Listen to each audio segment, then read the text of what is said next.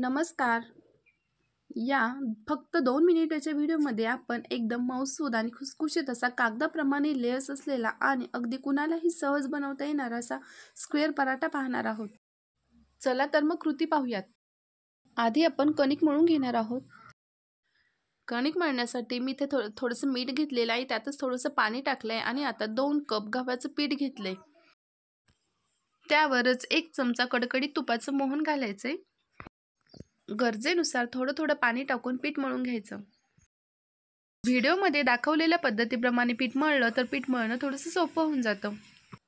वेळ असेल तर ही कणिक भिजायला ठेवायची. माझ्याकडे वेळ नाहीये, त्यामुळे मी लगेचच याचे पराठे बनवून घेणार आहे.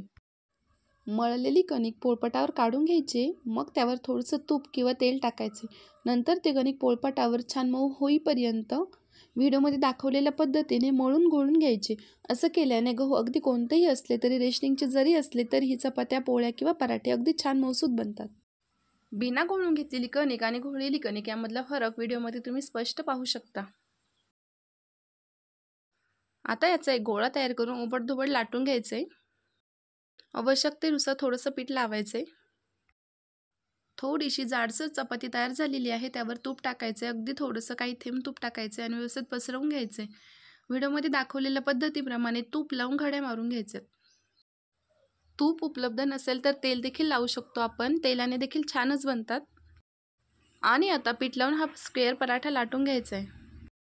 व्हिडिओमध्ये दाखवलेल्या पद्धतीने आपण हा पराठा लाटून घ्यायचा आहे आणि तवा गरम करायला ठेवायचा आहे. तवा फार गरम करायचा नाहीये. तव्यावर थोडंसं तूप टाकून पराठा टाकून घ्यायचा आहे.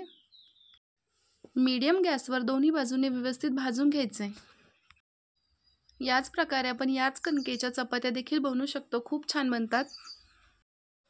पराठा छान भाजला गेला आहे. आता दोन्ही बाजूंना तूप लावून पराठा काढून घ्यायचा आहे. नॉर्मल चपातीच्या तुलनेमध्ये अशा पद्धतीने बनवलेली चपाती किंवा पराठा लहान मुलांना आणि ज्यांना पचनाचा त्रास होतो किंवा चपाती पचत नाही अशा लोकांना पचण्यासाठी हलकी जाते. आता आपला मस्त खुसखुशीत आणि मऊसूद पराठा तयार झालेला आहे. तुम्ही पाहू शकता हात लावताच त्याचे छान लेयर्स पडतायत.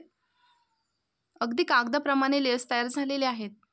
पराठा आवडला असेल तर व्हिडिओला लाईक करा, कमेंट करा, चॅनलला सबस्क्राईब करा. पुन्हा भेटूयात. धन्यवाद.